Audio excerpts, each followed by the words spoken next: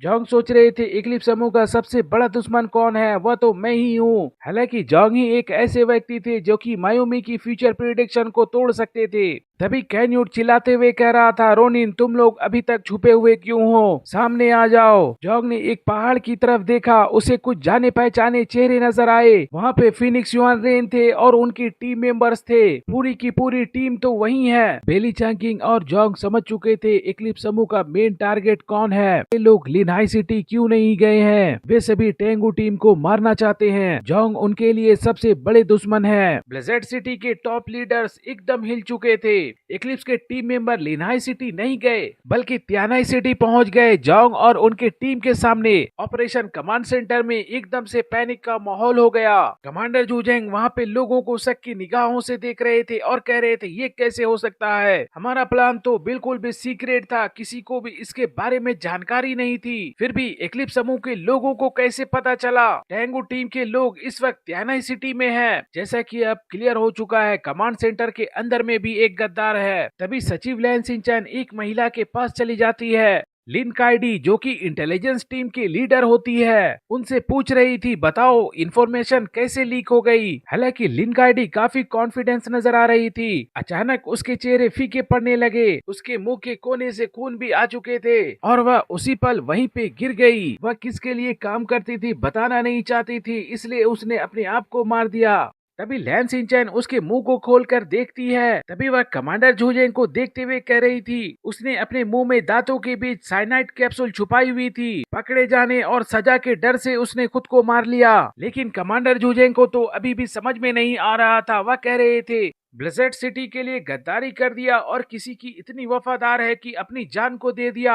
फिर भी अभी ये सवाल ज्यादा इम्पोर्टेंट नहीं था। अभी सबसे ज्यादा इम्पोर्टेंट तो जोंग की टीम है, जो कि काफी बड़ी खतरे में है, जो कि इक्लिप्स समूह और तियानलोंग पायरेट्स के जाल में फंस चुका है। कमांडर जूजेंग पूछ रहे थे, क्या रिकार्नेशन टीम त्यानाई सिटी जाकर जोंग और उनकी टीम की मदद कर सकती है।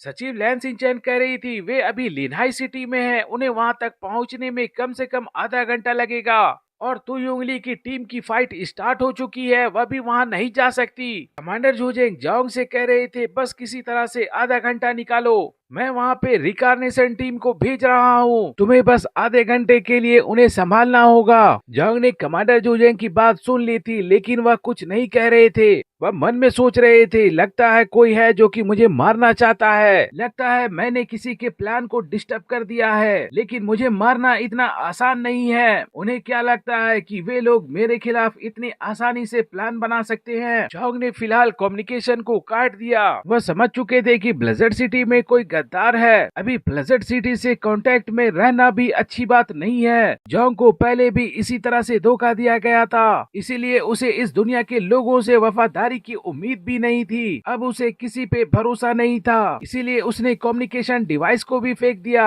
और वह अपने सभी टीम मेंबर से कह रहे थे, कोई भी अब कमांड सेंटर से संपर्क ना करे। वहाँ पे इक्लिप्स समूह का एक अंडरकवर एजेंट था। अगर आप लोगों को अपनी जान बचानी है तो मेरे ऑर्डर्स को सिर्फ फॉलो करो। जोंग की टीम से थोड़ी दूर इक्लिप्स समूह के लोग थे। वे लोग कह रहे थे, पायरेट्स ने जितना करना था उन्होंने कर दिया, अब हम लोगों का भी वक्त आ गया है, चलो जाकर उनका काम तमाम करना है। पहला हमला जिंगू जी ने किया। उसने अपने पास से 10 तालिस्मान निकाले और हवा में उछाल दिए। तभी वह कुछ हैंड साइन बनाते हुए कुछ मंत्र कहने लगे।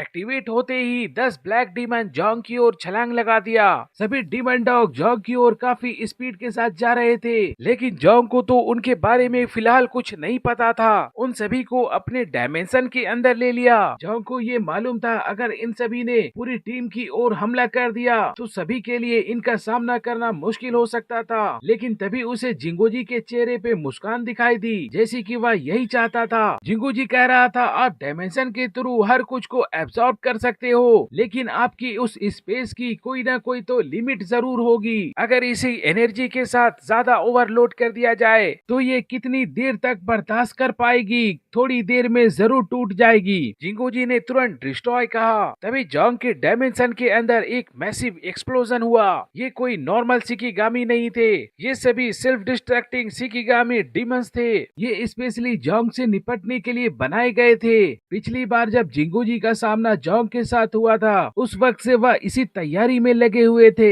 जोंग के डायमेंशन स्पेस के अंदर काफी बड़ा ब्लास्ट हो रहा था। ब्लास्ट का इम्पैक्ट काफी ज्यादा था।